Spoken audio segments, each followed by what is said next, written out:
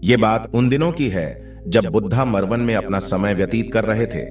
इस समय तक बुद्ध की प्रसिद्धि दूर दूर तक फैल चुकी थी। बहुत दूर दूर से लोग अपनी चिंताओं और परेशानियों का समाधान हेतु बुद्ध के पास आते थे। ऐसे ही एक दिन जब बुद्धा मरवन में अपने शिष्यों को प्रवचन दे रहे थे, तभी एक अधेड़ उम्र का व्यक्ति अपने नौजवान पुत्र को अपने साथ लिए बुद्ध की तरफ चला आ रहा था। जब यह प्रवचन स्थल के पास पहुंच गए तो बुद्ध ने एक नजर उन पर डाली और इशारे से बैठने के लिए कहा। जब प्रवचन समाप्त हो गए और सभी लोग वहां से चले गए तो बुद्ध ने उस व्यक्ति को अपने पास बुलाया और बैठने के लिए कहा। वहां चारों तरफ हरियाली छाई हुई थी। मौसम बहुत सुहाना था और तरह तरह के पक्षियों की आवाजें गूंज रही थीं।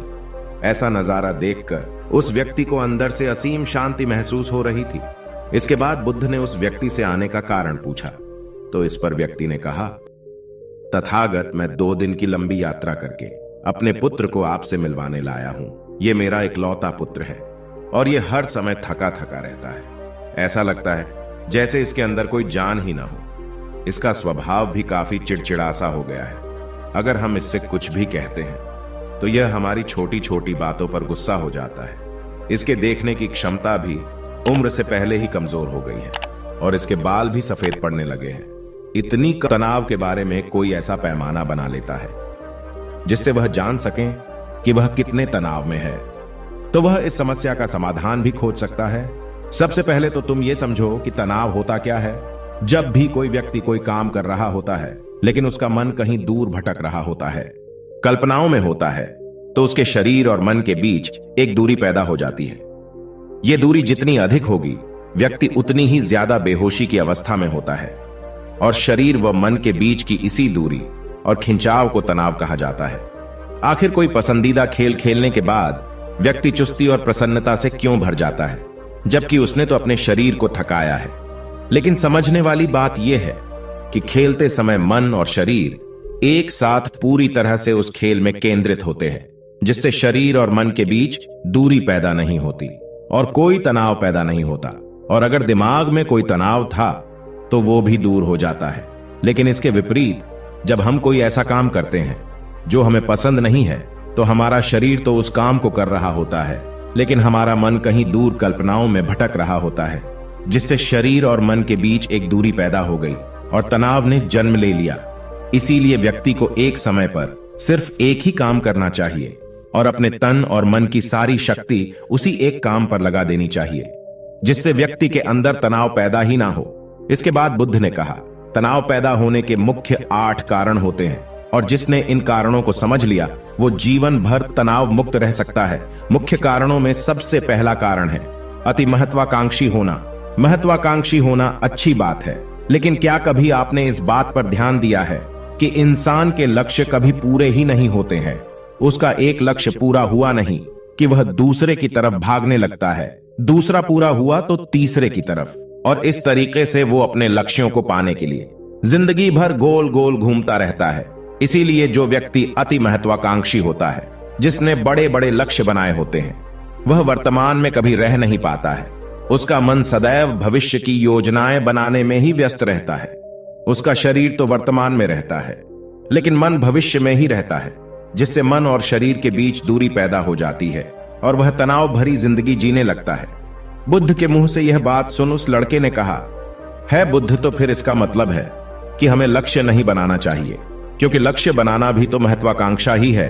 इस पर बुद्ध ने कहा, जीवन में लक्ष्य बनाना कोई गलत बात नहीं है, लेकिन समस्या तब उत्पन्न होती है जब वो अपना पूरा ध्यान उस लक्ष्य से मिलने वाले परिणाम पर ही लगा देते हैं और उसके परिणाम की चिंता करते रहते हैं।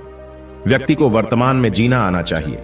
आप लक्ष्य बनाइए और उस लक्ष्य की प्राप्ति के लिए कड़ी मेहनत करिए, लेकिन साथ ही साथ आपको इस बात का भी ज्ञान होना चाहिए कि आप अभी वर्तमान में जी रहे हैं और वर्तमान ही सत्य है। बुद्ध ने आगे कहा, तनाव का दूसरा सबसे बड़ा कारण है ईर्ष्या करना है। जब व्यक्ति ईर्ष्या और जलन से भर जाता है तो उसका मन अंदर से सड़ने लगता है। ईर्ष्या एक आंतरिक घाव है। आंतरिक घाव यानी मन का घाव। व्यक्ति के शरीर का घाव तो भर सकता है, लेकिन मन का घाव कभी नहीं भर सकता। इसीलिए व्यक्ति को दूसरे की खुशी और तरक्की से कभी ईर्ष्या नहीं करनी चाहिए, क्योंकि ईर्ष्या तनाव का कारण है। इसके बाद बुद्ध ने तनाव का तीसरा कारण बताते हुए कहा कि आरुषिपूर्ण काम न करना, इससे भी मन में तनाव पैदा होता है। जो काम करना हमें पसंद ही नहीं है, जिस काम में हमारी रुचि ही नहीं है, उस काम में हमारा मन लग ही नहीं पाएगा। हमारा शरीर तो वहीं बैठा रहेगा, लेकिन हमारा मन कल्पनाओं की उड़ान भरेगा, जिससे शरीर और मन के बीच दूरी पैदा हो जाती है और व्यक्ति तनावग्रस्त हो जाता है। इसीलिए इंसान को हमेशा अपनी रुचि के अनुसार ही कार्य करना चाहिए। अगर व्यक्ति ने यह पता कर लिया कि उसे कौन सा काम करना पसंद है और वो उसी काम को अपने जीवन का लक्ष्य बना लेता है, तो फिर वो काम उसके लिए काम नहीं बल्कि एक खेल बन जाता है। फिर बुद्ध ने कहा, तनाव का चौथा कारण होता है किसी दूसरे से अच्छा रखना।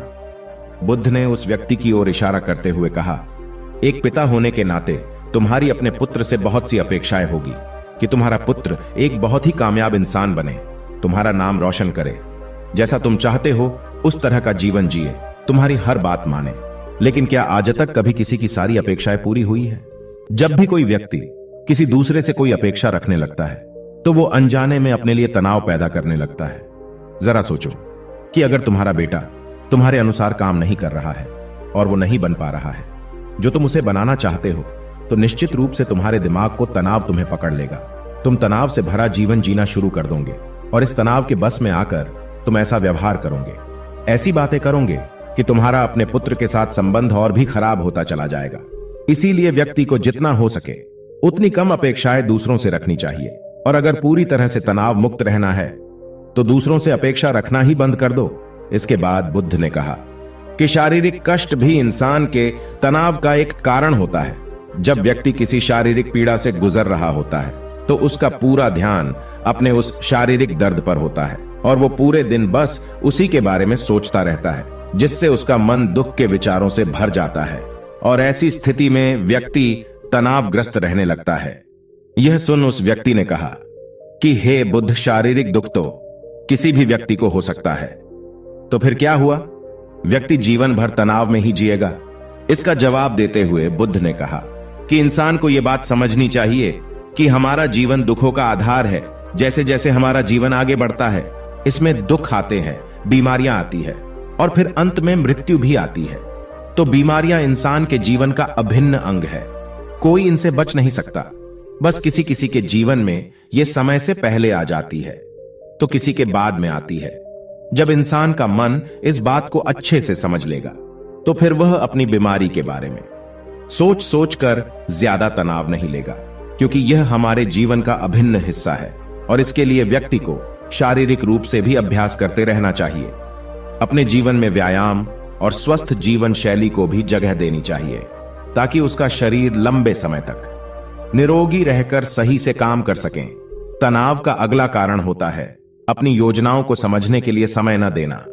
कुछ लोगों के दिमाग में कोई विचार आया ही नहीं कि वो बिना सोचे समझे उस पर काम करना शुरू कर देते हैं, और जब उस काम में उन्हें असफलता मिलती है तो वह तनाव से भर जाते हैं, क्योंकि उन्होंने उस काम को शुरू करने से पहले उसके बारे में पूरी जानकारी इकट्ठा नहीं की थी। इंसान को कोई भी काम शुरू करने से पहले उसके अच्छे और बुरे परिणामों के बारे में ठीक से सोच विचार कर लेना चाहिए। इंसान को इस बारे में भी सोच लेना चाहिए कि अगर यह योजना सफल नहीं हुई तो फिर इसके बाद मैं क्या करूंगा। इसलिए व्यक्ति को अपनी योजनाओं को ठीक से समझने के लिए पूरा समय देना चाहिए ताकि बाद में उस योजना की वजह से तनाव पैदा ना हो। तनाव का सातवां सबसे बड़ा कारण है टाल मटोल करना, आज के काम को कल पर टालना। आप लोगों ने यह कहावत तो सुनी होगी कि आलस्य इंसान के शरीर का सबसे बड़ा शत्रु है। इंसान आलस्य की वजह से आज के काम को कल के लिए टाल देता है और फिर काम को टालना उसकी आदत बन जाती है। काम को कल पर टालने वाले व्यक्ति का काम कभी भी समय पर पूरा नहीं हो पाता है, और अगर किसी तरह से पूरा हो भी जाता है तो वह उतना अच्छा नहीं हो पाता है जितना अच्छा उसे किया जा सकता था, और फिर यह बात व्यक्ति के अंदर तनाव पैदा करती है। लेकिन काम को टालना या काम को एकदम अंत समय पर करना एक आदत है, इसीलिए व्यक्ति ना चाहते हुए भी बार बार अपनी इस आदत का शिकार बन जाता है और काम को टालता रहता है, और फिर जब काम की समय सीमा पास आ जाती है तो वह तनाव से भरकर काम को पूरा करने का प्रयास करता है। इसीलिए तनाव मुक्त रहने के लिए व्यक्ति को काम को टालने की आदत छोड़नी पड़ेगी, और यह तभी संभव है जब व्यक्ति काम को समय से पहले खत्म करने का निश्चय करे। सबसे आखिरी और सबसे प्रमुख कारण जो तनाव का होता है वो है ज्यादा सोचना। लगातार सोचते रहना भी एक बीमारी है और यह उस व्यक्ति में सबसे ज्यादा पाई जाती है जो सिर्फ कल्पनाएं करता है, जो अतीत की घटनाओं और भविष्य की बातों के बारे में सोचता रहता है, जो बेवजह के अनुमान लगाता रहता है। इसीलिए व्यक्ति को ज्यादा सोचने की आदत पर लगाम लगाना चाहिए। इसके लिए जितना हो सके खुद को काम में व्यस्त रखना चाहिए और हर दिन ध्यान का अभ्यास करने को अपने जीवन का हिस्सा बना लेना चाहिए। बुद्ध के मुंह से यह सारी बातें सुनकर उस व्यक्ति ने हाथ जोड़कर कहा, बुद्ध, मेरा पुत्र तो अभी मात्र 20 वर्ष का ही है और इसमें अभी इतनी समझ भी नहीं है कि यह आपकी बताई सारी बातों का एक साथ पालन कर सकें।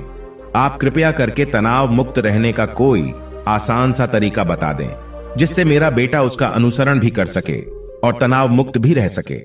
उस व्यक्ति की यह प्रार्थना सुन बुद्ध ने कुछ सोचते हुए जवाब दिया, अगर तुम इतनी सारी बातों का पालन नहीं कर सकते हैं तो इसके लिए एक बहुत ही आसान विधि है।